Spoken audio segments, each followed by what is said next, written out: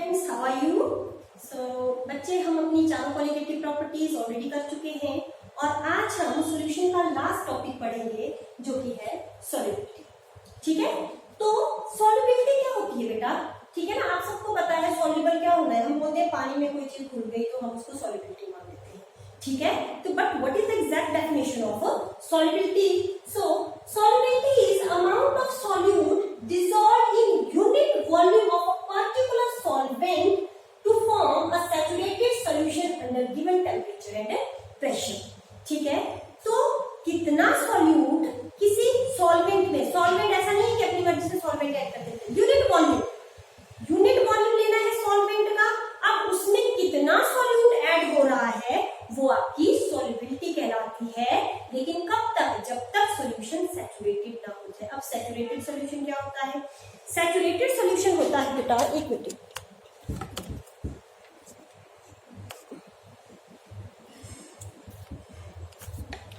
Okay, sorry बेटा camera हिल गया था।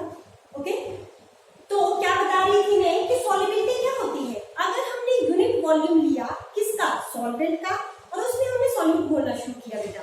ठीक है, मान लो जैसे तुमने एक गिलास लिया पानी का, उसमें तुमने सॉल्यूट को डिसॉल्व करना शुरू किया और सॉल्यूट जो है बेटा वो 1 चम्मच घुल गया, 2 चमची नहीं घोलना शुरू करी, 1 चम्मच घुला, 2 चम्मच घुला, 3 चम्मच घुला।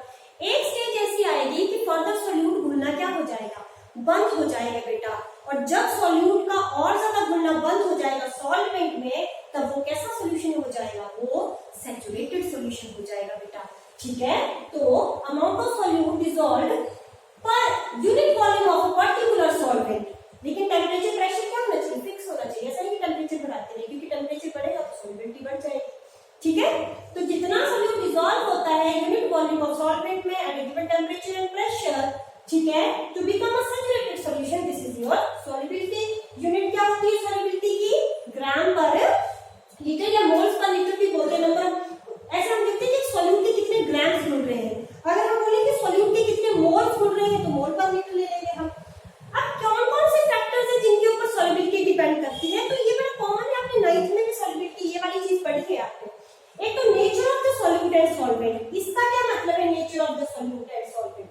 नेचर का मतलब है, आपने ये लाइन जरूर सुनी होगी या लिखी होगी, बड़ी बार पढ़ी होगी, लाइक डिसॉल्व्स लाइक। इसका क्या मतलब है कि जो पोलर सॉल्यूट है वो पोलर सॉल्वेंट में ही डिसॉल्व होंगे और जो नॉन पोलर है वो प्रेफर करेंगे कि वो नॉन पोलर सॉल्वेंट में ही डिसॉल्व। इंटरेक्शंस होती है ना बेटा, सॉल्यूट जो है पोलर जो है वो पोलर को ही घोलना पसंद करेगा। ठीक है, और नॉन पोलर आपका नॉन पोलर में ही डिसॉल्व होंगे। जैसे पोलर क्या ले लिया? पानी में क्या घोल दिया आपने? NaCl घोल दिया। ठीक है, पानी में NaCl घोल दिया तो पोलर हो गया। और नॉन पोलर में आपका जैसे कार्बन टेट्राक्लोराइड और बेंजीन आ गए। यहाँ लिखती हूँ, ये नॉन पोलर में कौन आ गई? आपके कार्बन टेट्राक्लोराइड आ गया, आपकी बेंजीन आ गई, आपकी नॉन पोलर हो गई। ठीक है, तो लाइक डिसॉल्व्स लाइक। तो सॉल्यूट सॉल्वेंट की रिएक्शंस के ऊपर भी डिपेंड करेगा आपकी सॉल्युबिलिटी। ठीक है, सेकंड जिसके ऊपर, अच्छा फर्स्ट हो गया, अब सेकंड क्या है? टेम्परेचर के ऊपर डिपेंड करेगी सॉल्युबिलिटी। हाँ जी बिल्कुल करेगी। अगर आपका रिएक्शन कैसा है? एंडोथर्मिक है बेटा। ठीक है ना, आप कोई चीज घोल रहे हैं और रिएक्शन एंडोथर्मिक है, एंडोथर्मिक हो रहा है जब आप किस चीज को सॉल्यूट को घोल रहे हैं सॉल्वेंट में, तो एंडोथर्मिक प्रोसेस हो रही है बेटा। उस केस में अगर टेम्परेचर इंक्रीज करेंगे बेटा तो सॉल्युबिलिटी क्या हो जाएगी? इंक्रीज।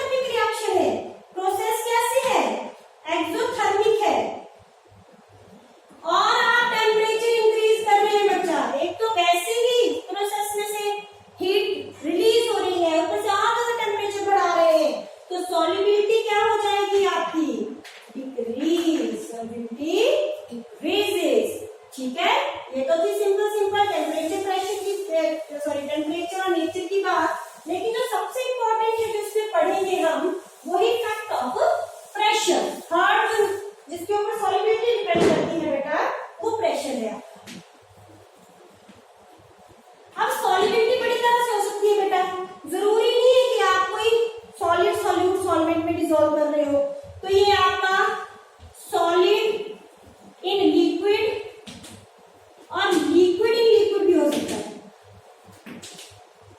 लेकिन उन केस में वो प्रेशर के ऊपर डिपेंड नहीं करेगी।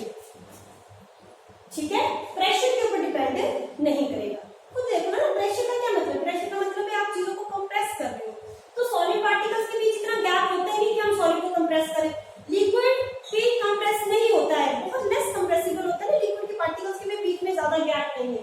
तो इन दोनों केसेस में प्रेशर के ऊपर सॉलिबिलिटी का कोई फर्क नहीं पड़ेगा बेटा। अगर आप जैसे नमक को पानी में घोल रहे हैं तो प्रेशर अप्लाई करो, चाहे नहीं अप्लाई करो, कोई फर्क नहीं पड़ता है। ठीक है, बट अगर आप क्या घोल रहे हो, आप किसी गैस को डिसॉल्व कर रहे हो, ठीक है, गैस को डिसॉल्व कर रहे हो लिक्विड में, तब फर्क पड़ेगा किसका, प्रेशर का फर्क पड़ेगा।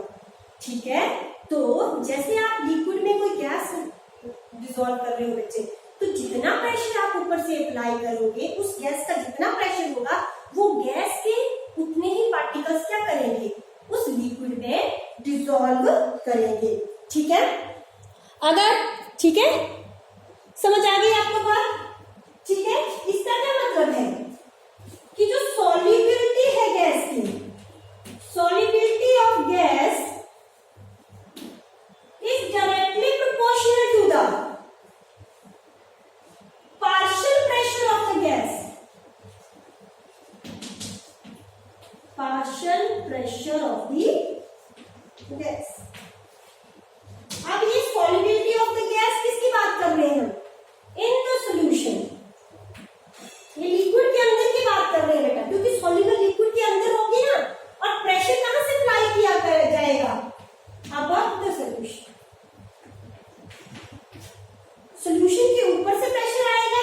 ठीक है, जैसे ये बीकर है, इसमें पानी दिया हुआ है आपने, तो लिक्विड है, यहाँ पे कोई गैस है ए, तो जितना इसके ऊपर प्रेशर करेगा बेटा, उतनी ही इसकी ज्यादा, उतनी ही उसकी यहाँ पे क्या होगी, सॉल्युबिलिटी होगी। ठीक है ना, उतने ही इसके यहाँ पे पार्टिकल्स डिसॉल्व करेंगे बच्चे। तो पार्शियल क्यों बोला, पार्शियल बोला क्योंकि बहुत सारे हो सकते हैं, जरूरी नहीं कि एक ही गैस, एक ही गैस, नाइट्रोजन भी हो सकती है आपकी, ऑक्सीजन भी हो सकती है, कोई और गैस, हाइड्रोजन, हीलियम, कोई भी गैस हो सकती है। तो इसलिए पार्शियल प्रेशर बोला। अब ये नहीं है कि सारा का जोड़ के हो जाएगा, ये इसका जो, ये जितना प्रेशर अप्लाई करेगी ये उस हिसाब से घुलेगी, इसका जितना होगा अपने अपने इंडिविजुअल प्रेशर के ऊपर डिपेंड करेगा ना बच्चा, एक जितना प्रेशर कर रहा है वो अपने हिसाब से घुलेगी। तो इसलिए पार्शियल प्रेशर वर्ड इस्तेमाल किया कि सॉल्युबिलिटी ऑफ गैस किसके ऊपर डिपेंड करेगी, कि कितना पार्शियल प्रेशर है गैस के ऊपर। ठीक है ना, गैस का जितना पार्शियल प्रेशर होगा, सॉल्युबिलिटी उतनी ही होगी। तो इस चीज को जो है हेनरी ने बेटा एक लॉ के रूप में दिया था। ठीक है ना, हेनरी ने बोला कि हेनरीज लॉ बोलते हैं इसको, जो प्रेशर का और रिलेशन उसने दिया था, that is Henry's law. So Henry states that the, ठीक है, अच्छा इससे मैंने एक बात आपको बता देती हूँ मैं कि उसने इसमें जो बात कही थी, उसने बोला था कि पार्शियल प्रेशर किसके ऊपर डिपेंड करेगा, नंबर ऑफ मोल्स के ऊपर। ठीक है, सॉरी मोल फ्रैक्शन के ऊपर डिपेंड करेगा। ठीक है, इसको कैसे लिखेंगे मैं बताती हूँ आपको, एक मिनट, ये मेरे को क्या थोड़ा सा, ठीक है, तब लिखो, the partial vapor, the partial pressure of a gas in vapor phase is directly proportional to the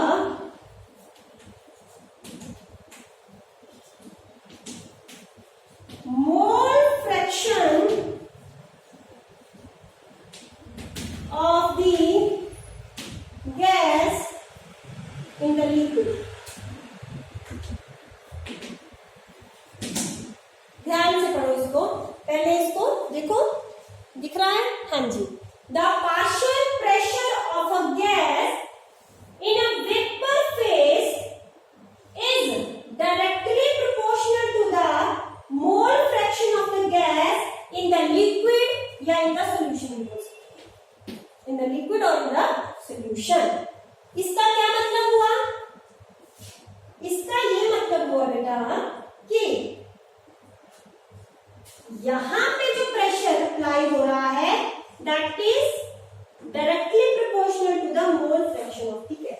में पहले मैंने तुम्हें क्या बताया कि जितना प्रेशर अप्लाई करेंगे उतने ही गैस डिसॉल्व होगी, उतनी ही गैस के पार्टिकल्स डिसॉल्व होंगे। तो यहाँ पे हमने मोल फ्रैक्शन ले लिया है कि जितना प्रेशर अप्लाई करेंगे ऊपर से उतने ही उस गैस के मोल्स का फ्रैक्शन डिसॉल्व होगा, उतने ही मोल्स डिसॉल्व होंगे ना, जितना प्रेशर ऊपर से अप्लाई करेंगे उतने ही गैस के मोल्स क्या होंगे, डिसॉल्व होंगे बेटा। जब हमने प्रोपोर्शनलिटी साइन को हटाया तो वो क्या आ जाएगा, KH क्या आएगा आपका, हेनरीज कांस्टेंट, हेनरीज, ठीक है। C is equal to KH और multiply by mole fraction of the gas, ठीक है। इसको बोला हमने हेनरीज कांस्टेंट, ठीक है, HENRYS, ठीक है, लग गया पता, ओके। तो हेनरी ने क्या बोला कि जितना प्रेशर अप्लाई करेंगे बेटा उतने ही मोल्स क्या होंगे, गैस के डिसॉल्व होंगे आपके लिक्विड में, ठीक है। तो यहां से क्या आया, ठीक है, तो KH किसके बराबर हुआ, यहां से क्या पता लगा, if KH increases solubility decreases, देखो ना, जितना KH की वैल्यू बेटा इंक्रीज करेगी नंबर ऑफ मोल्स डिसॉल्व जो करेंगे आपके सोल्यूशन में वो उतने ही कम होंगे, मतलब सॉल्युबिलिटी डिक्रीज करेगी। इसमें ग्राफ भी बनता है, ठीक है। इसमें आपने यहाँ पे पार्शियल प्रेशर लेके रखा है, यहाँ पे आपने मोल फ्रैक्शन लेके रखा है, तो आपका जो ग्राफ बनेगा दैट विल बी दिस। तो यहाँ पे आपका tan थीटा क्या आएगी, स्लोप आएगी, वो किसकी वैल्यू दे दी आपको, हेनरीज कांस्टेंट की वैल्यू दे दी, ठीक है, समझ आया। तो जैसे जैसे टेम्परेचर इंक्रीज करेगा सॉल्युबिलिटी क्या करेगी, डिक्रीज करेगी। तो जिन गैसेस के लिए KH की वैल्यू बहुत ज्यादा होती है बेटा वो बहुत कम सॉल्युबल होती है। आपकी बुक्स में आपकी एनसीईआरटी में बच्चे ग्राफ दे के रखा हुआ है, ठीक है, उस ग्राफ में अलग अलग वैल्यू दे रखी है कि हीलियम की वैल्यू, तो हीलियम की वैल्यू बहुत ज्यादा होती है KH की, ठीक है ना, अराउंड 144, हीलियम की 144 के अराउंड वैल्यू होती है आपकी KH की, ठीक है। और जैसे इसके लिए ऑक्सीजन के लिए 34 ही होती है, ऑक्सीजन के लिए 34 होती है, तो सबसे ज्यादा सॉल्युबिलिटी किसकी होगी, ऑक्सीजन की सॉल्युबिलिटी ज्यादा है एज कंपेयर टू हीलियम का, ठीक है, समझ आ गया। अब देखो प्रेशर के साथ कैसे डिपेंड करेगा बेटा, जैसे प्रेशर के साथ डायरेक्टली है, ठीक है, प्रेशर जैसे जैसे, अच्छा मुझे ये बताओ कि सॉल्युबिलिटी कहाँ ज्यादा होगी, जहां पे प्रेशर कम होगा कि जहां पे प्रेशर ज्यादा होगा, जहां पे प्रेशर, देखो P और इसके बीच में कैसा रिलेशन है, डायरेक्ट रिलेशन है ना, तो जहां पे प्रेशर ज्यादा होगा बेटा वहां पे सॉल्युबिलिटी ज्यादा होगी। तो तभी सारी की सारी फिशेस जो होती है बड़े डाउन सी के बिल्कुल नीचे लाई करती हैं वो, ठीक है ना, क्योंकि वहां पे ऑक्सीजन डिसॉल्व क्या होती है, ऑक्सीजन की जो सॉल्युबिलिटी है वो ज्यादा होती है, ठीक है ना, एज कम्पेयर टू जैसे आपने अब इसके अच्छा एप्लीकेशंस करवाती हूँ मैं, उसमें आ जाएगा ये सारा, ठीक है। इनकी एप्लीकेशंस क्या क्या है हेनरीज की, जो पेपर में आ जाती है बेटा वापस पूछ लेते हैं एप्लीकेशन ऑफ हेनरी।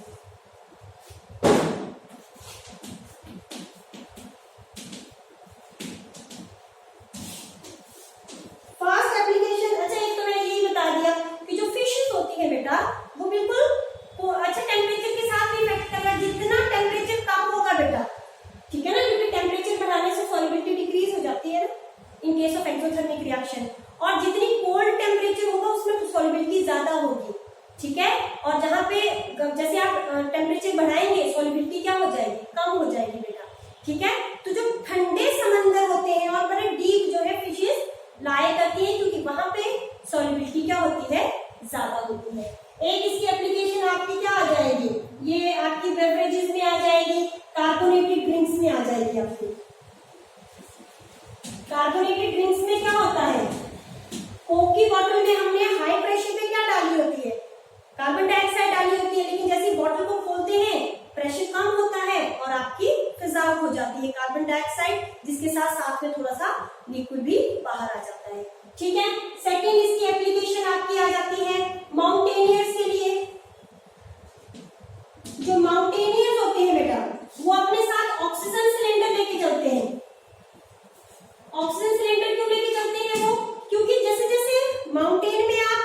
जाते हैं तो वहां पे ऊपर प्रेशर क्या हो जाता है, बहुत ज्यादा कम हो जाता है बेटा।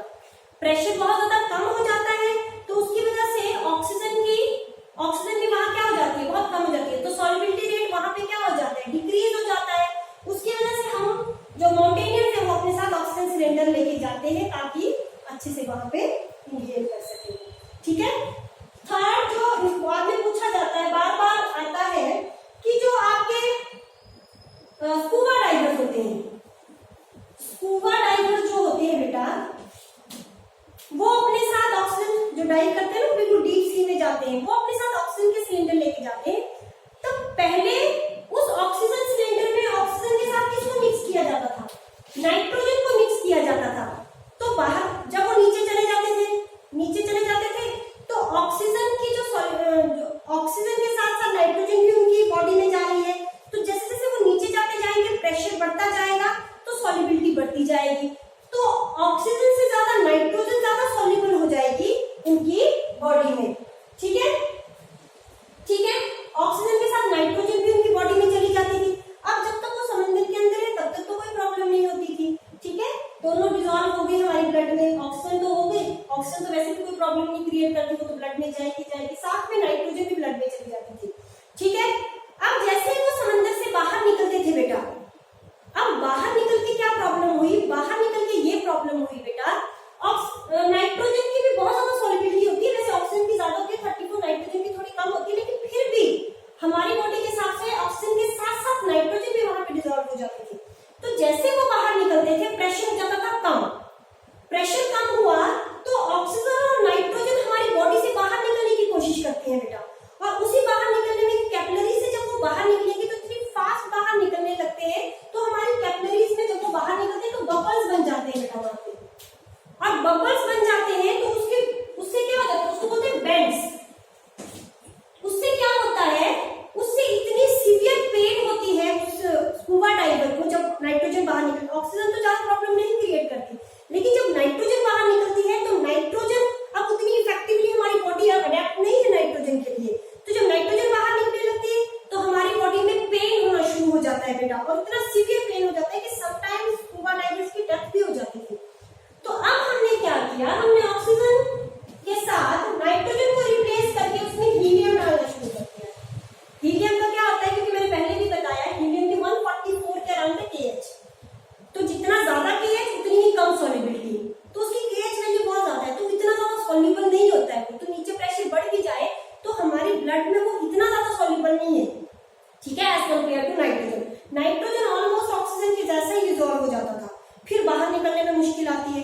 तो यहाँ पे हम क्या करते थे, उसमें से ऑक्सीजन इनहेल करते रहते थे, और हाइड्रोजन अगर इनहेल करते भी है तो भी वो ब्लड वेसल्स में नहीं जाता है, बहुत कम जाता है, और अगर निकलता जब बाहर आके निकलेगा भी तो इजीली निकल जाता है, वो कोई प्रॉब्लम क्रिएट नहीं होती है। ठीक है, ये आपकी एप्लीकेशन हो गई बेटा। ठीक है, हाँ जी, और ये बैंड्स वाला हो गया। हाँ जी, अच्छा ये होती है एनॉक्सिया नाम की बीमारी हो जाती है। एनॉक्सिया बोलते हैं जब आप माउंटेन पे सांस नहीं ले पाते, तो दैट इज कॉल्ड एनॉक्सिया। ठीक है, ये हो गया। ठीक, अच्छा अब हमने, अच्छा यहाँ पे ये भी है कि साथ में ये नहीं कि नाइट्रोजन बिल्कुल ही निकाल दें, नाइट्रोजन से मिक्स करते हैं, लेकिन ज्यादा क्वांटिटी जैसे 11% हम हीलियम डालते हैं, 34 ऑक्सीजन डालते हैं, और बाकी जो बची वो नाइट्रोजन। पहले से प्योरली नाइट्रोजन ही डालते थे ना, तो मुश्किल हो जाती थी, अब साथ में हीलियम भी डालते हैं। ठीक है, एनसीईआरटी में बताया हुआ है कि कितनी परसेंटेज में डालते हैं, but that is not important. पता ये होना चाहिए आपको कि बैंड्स होते हैं, एनॉक्सिया हो जाता है, कार्बोनेटेड ड्रिंक्स में होता है, और हाँ कि फिशेज जो है वो डीप सी में क्या करती है, ज्यादा सर्वाइव करती है, क्योंकि वहां पे आपका प्रेशर बहुत ज्यादा होता है, जिसकी वजह से जितना ज्यादा प्रेशर उतनी ही ज्यादा ऑक्सीजन की सॉल्युबिलिटी बचा। ठीक है, सो ये आपके हो गए चैप्टर खत्म, सॉल्यूशन। नेक्स्ट हम जो है नेक्स्ट चैप्टर अगली वीडियो में शुरू करेंगे।